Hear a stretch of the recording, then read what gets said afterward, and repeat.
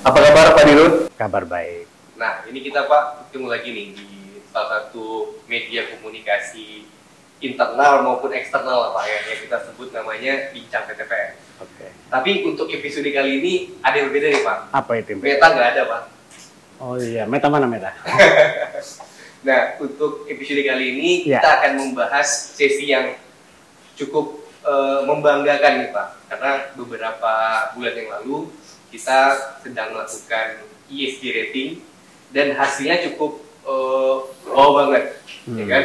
Dari seks industri food product kita dapat peringkat 8 global, dan untuk subsektor agriculture kita peringkat 1 nih Pak.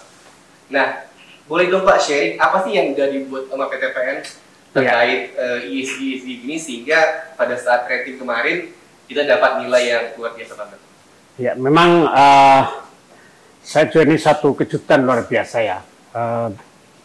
Ketika pertama kali kami ketemu Pak Wamen, beliau mengingatkan tentang bagaimana perspektif investor maupun dunia pada umumnya tentang tata kelola korporasi. Beliau mengingatkan perlunya ESG rating. Jadi saya laporkan kepada beliau bahwa kami sedang melakukan proses rating itu dan besoknya keluar pengumuman. Jadi Pak Wamen juga, Pak Kartiko juga excited. Tapi sebenarnya begini ya, kalau kita bicara industri perkebunan, ESG itu bukan satu kebutuhan dalam pengertian kewajiban, tidak. Saya memaknai ESG bagian dari proses bisnis kita yang semestinya menjadi satu kesatuan cara berpikir. Jadi satu kesatuan visi kita. Kalian tahu kan, di dalam visi PTPN kan kita membuat visi bahwa PTPN menjadi perusahaan grup nasional dengan skala tata kelola global, tapi komited terhadap masalah lingkungan dan masyarakat sekitar dalam rangka untuk meningkatkan kontribusi kita kepada bangsa dan lain. Jadi sebenarnya itu tidak lari dari situ. Dan kenapa ini ESG rating menjadi penting? Karena mungkin Denny tahu beberapa waktu lalu Eropa Barat sudah mengancam untuk mengeban atau tidak menerima produk oleochemical yang dihasilkan dari proses deforestasi di tahun 2020. Artinya ketika perusahaan itu melakukan deforestasi setelah tahun 2020, maka mereka akan batasi masuk ke negara mereka. Jadi itu. Tapi kalau saya sih tidak. Karena begini, dengan adanya isu global warming, ya kan? Isu pemanasan global, kemudian es di kutub yang mencair, air laut yang naik sehingga di pantai utara Jawa terjadi rob dan sebagainya, maka kita harus mewariskan industri kita menjadi bagian yang kontribut terhadap sustainability. Jadi itu panggilan ya. Jadi ESG itu menjadi panggilan. Kalaulah masyarakat internasional maupun pasar maupun katakanlah investor mengapresiasi itu sebagai satu added value atau satu advantage, itu berkahnya saja. Tapi kita harus para planters, para milenial PTPN itu harus memaknai ESG bagian dari cara berpikir holistik bagaimana kita mengelola satu korporasi, bahwa sustainability itu adalah satu kemustahakan atau suatu hal yang wajib kita kita pastikan perusahaan itu memiliki kontribusi terhadap masalah itu tadi. Saya sering mengatakan, kalau kita cerita masalah emisi karbon, kita cerita tentang global warming, sebenarnya kalau secara komoditi, kelapa sawit itu tidak memiliki risiko. Karena tanaman sawit itu setiap tahun per hektar itu bisa mampu mengkapsel karbon sampai 64 ton per hektar per tahun, setara CO2. Dari isu itu sih oke. Cuma kan isu kelapa sawit tidak semata-mata isu emisi karbon atau net karbon yang dikeluarkan dan di-capture, tetapi isu terkait dengan persaingan harga edible oil di antara beberapa sumber edible oil. Denny tahu ada rapeseed, ada sunflower, ada soybean, itu semua itu mereka posisinya sekarang ini ketika berhadapan head to head dengan kelapa sawit, mereka tidak bisa bersaing karena tingkat keekonomian untuk menghasilkan 1 ton katakanlah edible oil lain itu dibanding kelapa sawit itu 1:4 sampai 1:5.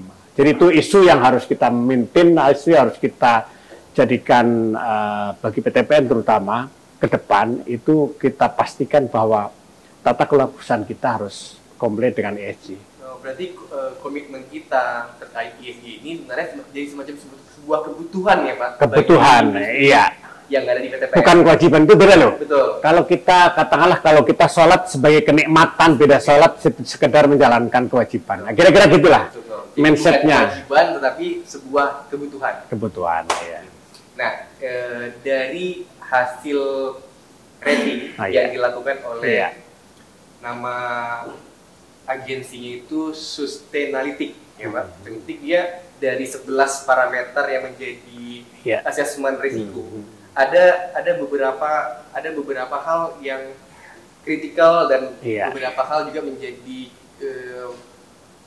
pendukung lah ya, membuat nilai ESG rating itu jadi bagus. Dan beberapa dari 11 parameter itu mana Pak yang paling jadi begini ya, potensi? Kan ESG rating itu kan mengukur sampai sejauh mana komitmen perusahaan yang dituangkan katakanlah dalam visi misi, SOP, kemudian kebijakan, kemudian katakanlah aturan-aturan, terus aksi perusahaan yang kira-kira komplit dengan ESG. Jadi tentu kita pertama-tama bagaimana governance dari kita. Jadi governance itu bagaimana perusahaan mendeliver apa menjadi tujuan perusahaan dalam proses-proses bisnis, proses produk. Jadi kita PTPN dinilai karena kuat di governance. Governance itu apa ya tadi? Kita memiliki visi, memiliki aturan, memiliki regulasi, memiliki tahapan-tahapan dalam pelaksanaan pekerjaan itu committed terhadap ESG. ESG kan dua komponennya, terhadap environment, ya kan? Lingkungan itu bisa lingkungan, terutama lingkungan alam, kelestarian alam. Yang kedua adalah kaitan lingkungan sosial, jadi masyarakat. Yang kedua, isu yang kedua sekarang ini kan kaitan dengan masalah bagaimana industri mengkontribusi atau memberikan dampak terhadap global warming atau emisi karbon terutama yang selalu menjadi bahan diskursus internasional, karena karbon yang diemisikan itu akan mengikat O3 atau ozon sehingga ozon menipis. Nah, kita memang concern terutama kaitan dengan emisi tadi. Jadi emisi kita maintain supaya tidak memberikan dampak yang negatif terhadap berkontribusi menaikkan karbon di udara. Yang kedua, kita juga komit dengan kaitan dengan effluent kita. Effluent kita kan sebagaimana Denny tahu, kita memiliki lebih dari 60 PKS di seluruh Indonesia. Setiap PKS menghasilkan limbah cair, di mana limbah cair itu kalau dibiarkan itu terjadi reaksi biokimia, akan keluar gas metan atau mungkin sulfur yang ini kalau menguap ke udara, ke atmosfer itu juga akan menangkap ozon sehingga ozon makin menipis. Itu yang menyebabkan terjadi efek rumah kaca. Itu kita perhatikan. Dengan apa? Dengan cara kita mengubah katakanlah beberapa limbah cair itu menjadi sumber gas, katakanlah menghasilkan gas CNG, menghasilkan listrik. Nah, gas itu kita pakai bisa digunakan untuk boiler CNG juga, maupun untuk boiler. Kemudian beberapa tempat bahkan kita sudah menghasilkan listrik yang kita jual ke jaringan PLN. Yang ketiga kaitan dengan limbah padat. Jadi kita tahu dari 100% tandan buah segar itu paling tidak seperempatnya itu dalam bentuk tandan buah tandan kosong lah. Tandan kosong itu kita gunakan menjadi bagian daripada pupuk. Jadi mulai tahun 2023 kita telah mengurangi pupuk anorganik ya, pupuk industri, kemudian memperbanyak aplikasi mulching dari tandan buah kosong, jadi tandan kosong. Termasuk juga sebagian juga kita menggunakan limbah cair untuk land application. Jadi ketiga hal tersebut, baik itu namanya emisi, kemudian effluent, kemudian waste daripada proses produksi kelapa sawit menjadi sepo itu, kita komplit dengan masalah lingkungan. Itulah makanya lembaga pemeringkat ESG yang berpusat di Amerika itu menilai kita termasuk terbaik di sektor agribisnis, agroindustri itu. Jadi itu yang kita lakukan. Ya. Tentu begini, bagi kita penilaian itu atau rating ini satu hal, tapi yang terpenting adalah momentum kita dinilai sebagai perusahaan yang peringkat ratingnya tinggi atau risikonya rendah, itu mestinya menjadi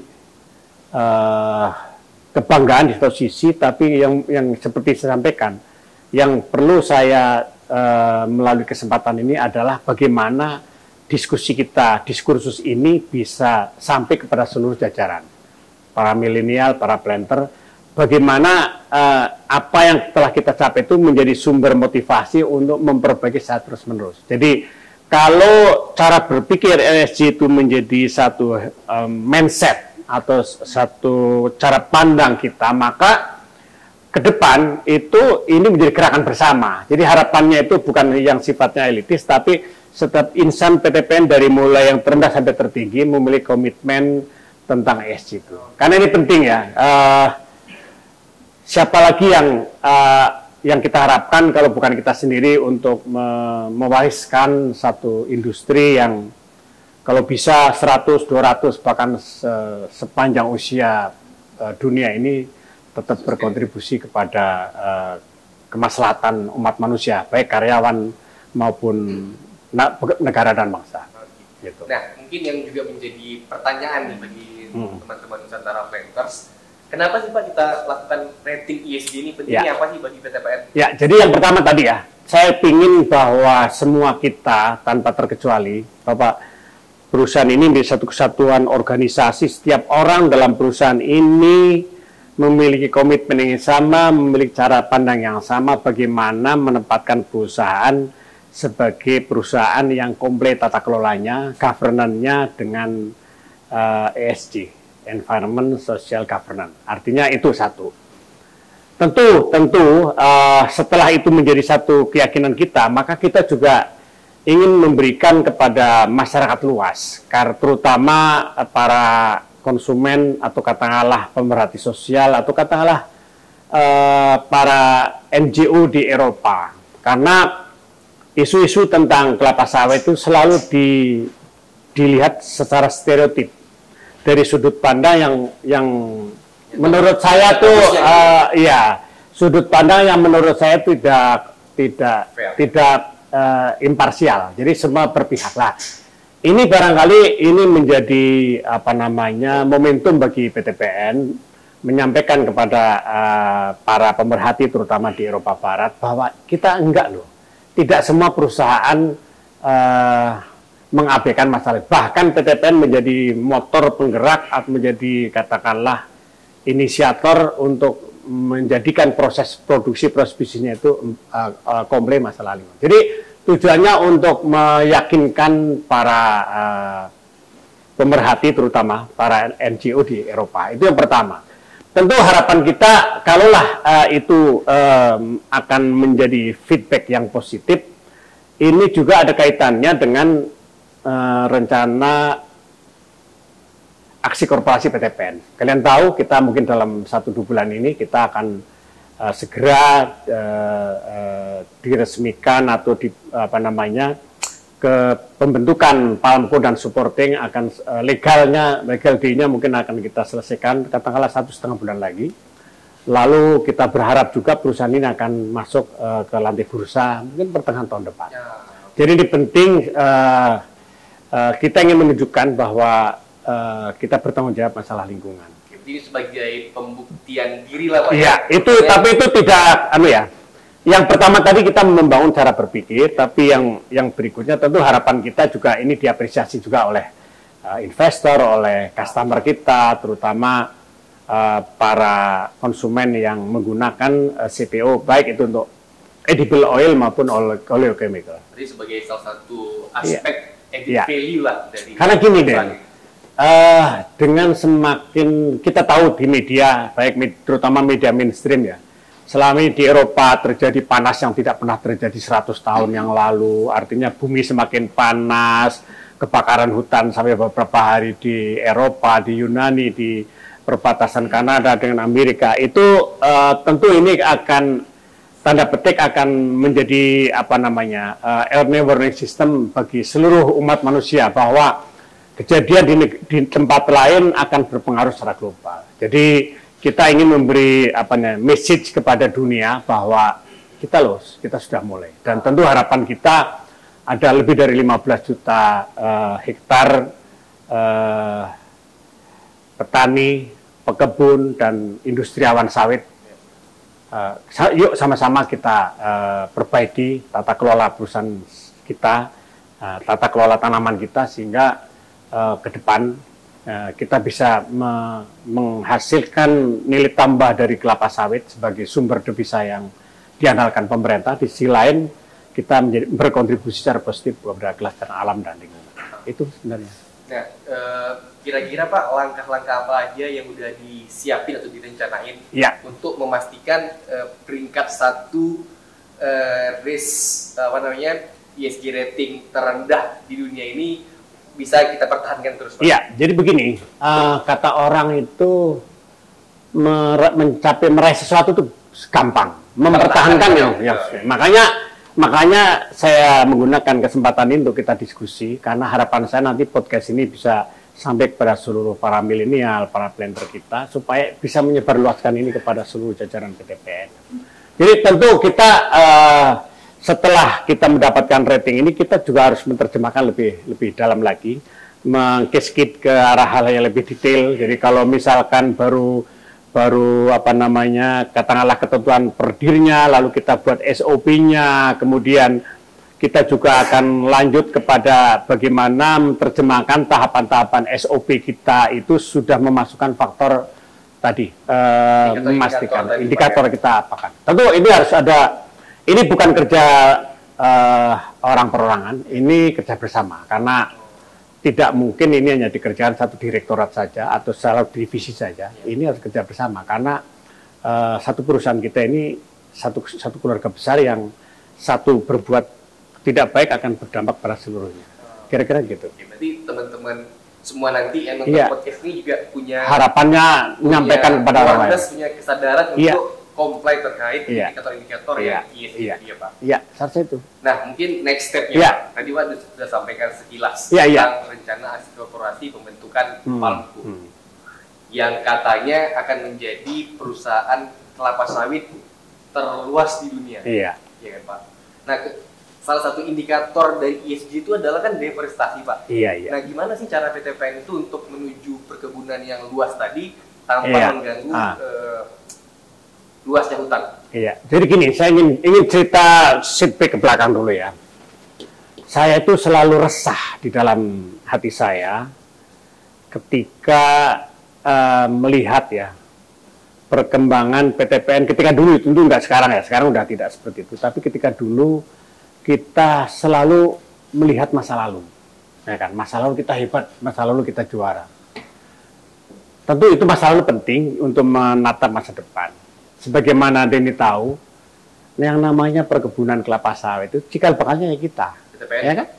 Kita mulai artinya tahun 1838 biji kelapa sawit dibawa dari Afrika Barat oleh para ahli botani dibawa ke Bogor, Kebun Raya, terus dikembangkan secara skala korporasi di Tanah Hitam Hulu, Pulau Raja, Sungai Liput di Tamiang sana, tapi yang di dua tempat di wilayah PTPN tuh, sekarang PTPN 4. Kemudian pabrik yang pertama itu berdiri tahun 1911 di Tanah Hitam Hulu.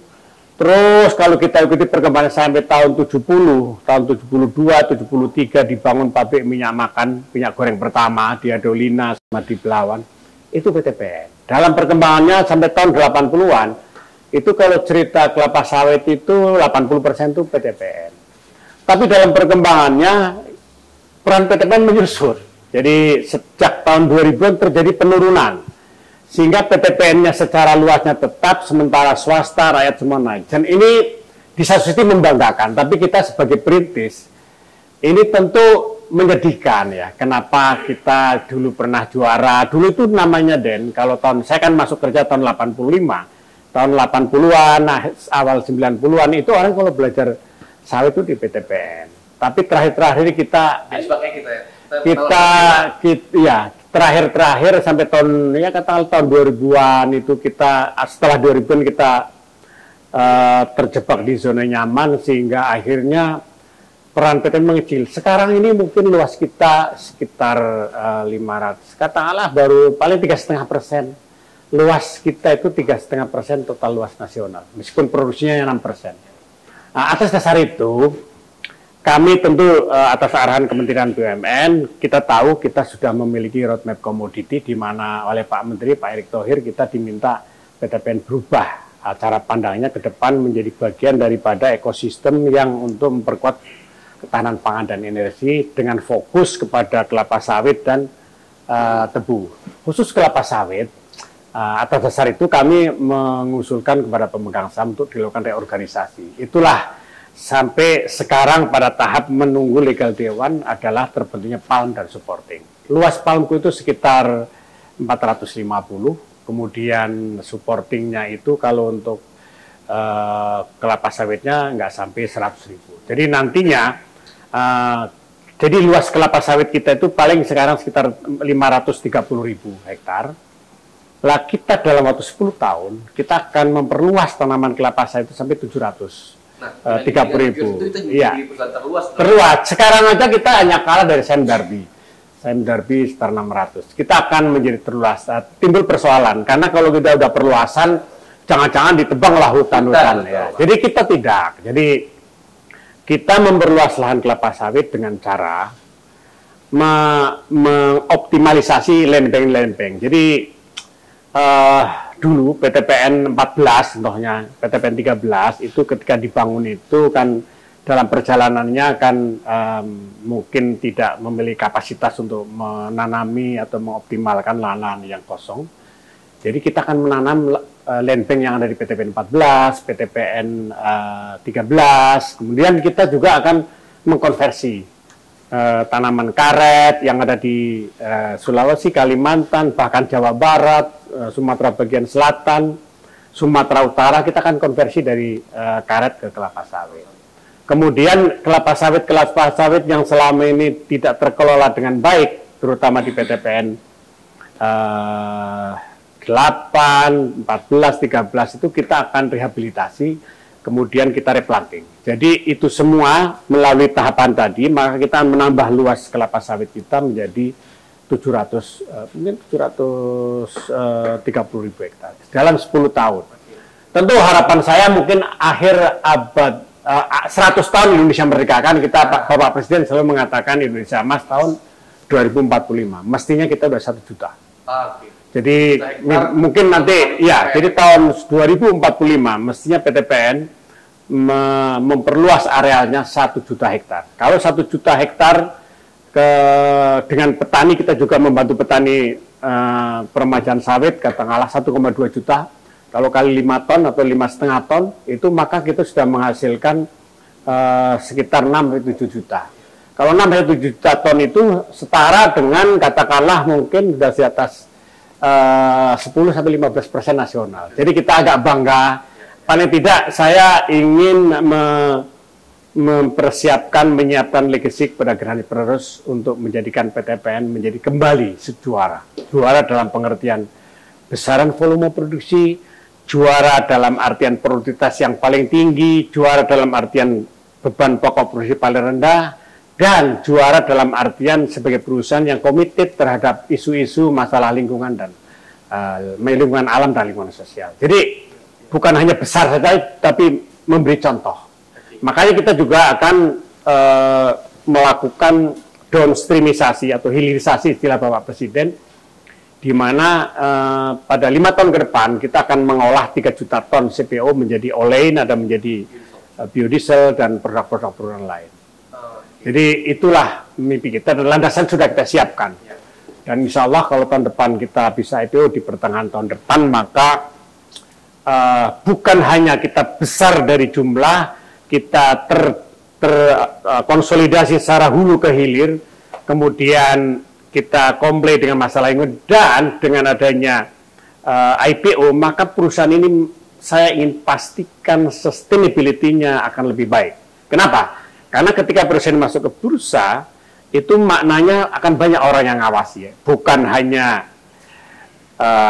katakanlah pemegang saham dan komisaris, tetapi di situ ada OJK, di situ ada bursa, di situ ada pemegang saham publik, dan pengamat internasional, dan semua transparan. Ketika itu terjadi, maka saya hakul yakin perusahaan ini akan menjadi satu contoh, akan satu kebanggaan bagi para generasi muda. Kalian semua lah.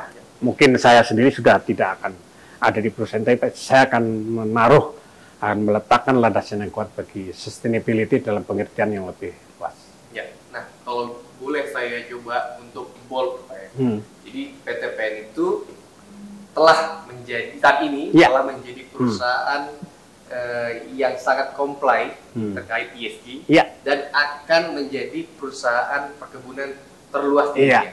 Nah, mungkin Bapak boleh kasih advice atau pesan kepada teman-teman yang nonton. Jadi apa yang harus dilakukan, Pak?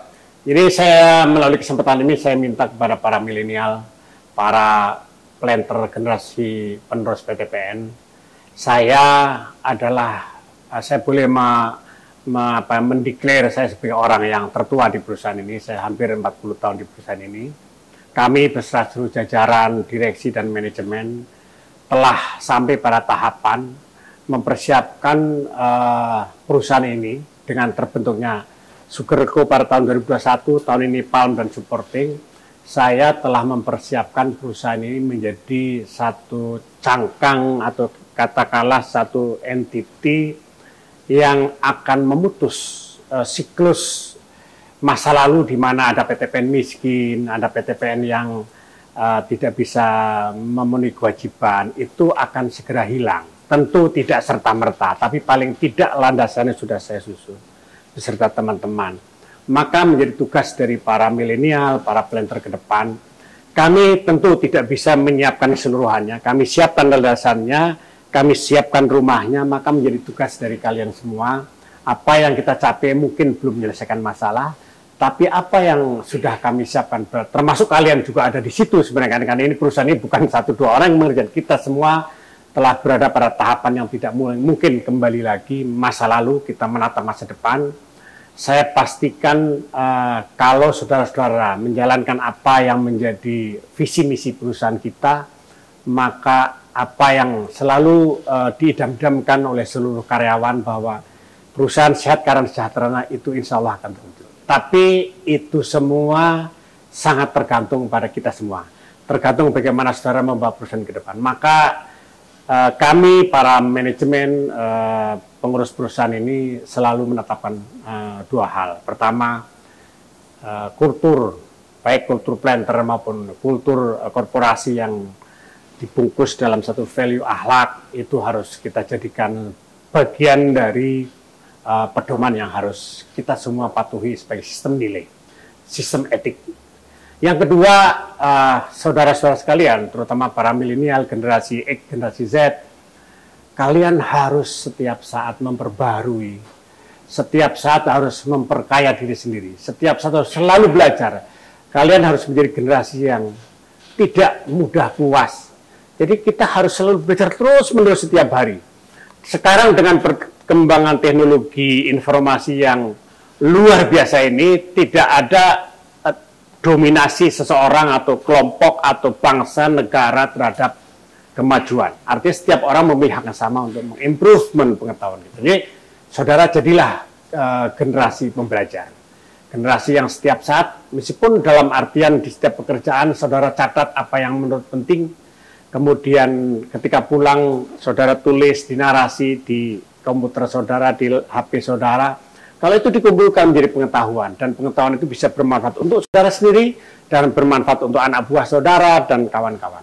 Jadi, perusahaan ini akan sustain, akan going concern ketika sumber daya manusianya capable. Dan di tangan saudara lah, kelak akan menjadi saksi. Sejarah tidak pernah bohong bahwa sejarah akan menjadi saksi nanti bahwa apakah saudara menjadi petarung, akan menjadi generasi yang menjadi kebanggaan kami, bahwa kami telah meletakkan dasar dan saudara akan menjadikan perusahaan ini menjadi kebanggaan, bukan hanya kebanggaan PT PNDEN, tapi kebanggaan seluruh bangsa dan negara. Mungkin itu, terima kasih.